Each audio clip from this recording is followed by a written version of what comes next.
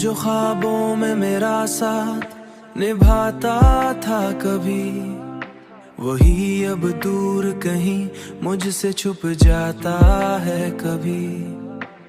मैंने चाहा था जिसे दिल की गहराई से, वही हर बात पे मुझको रुलाता है कभी।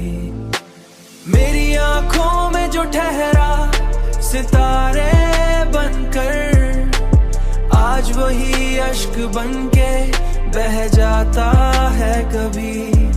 मैंने सोचा था वही मेरा मुकद्दर होगा, पर वही ख्वाब अचानक से बिखर जा है कभी, बिखर जाता है कभी। मैंने हर बार मोहब्बत में वफा की, लेकिन मेरे हिस्से में फकत दर्द ही आता है कभी।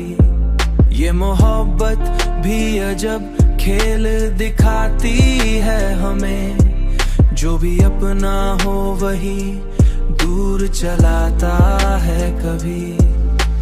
अब तो तन्हाई भी मुझसे ये सवाल करती है, तू जो हंसता था कभी क्यों चुप हो जाता है कभी।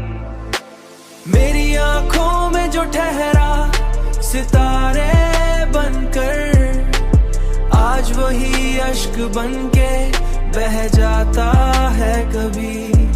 मैंने सोचा था वही मेरा मुकद्दर होगा, पर वही ख्वाब अचानक से बिखर जा है कभी, बिखर जाता है कभी। मैंने हर ख्वाब को टूटते देखा है यहाँ, कोई भी वादा कभी सच्चा निकला ही नहीं।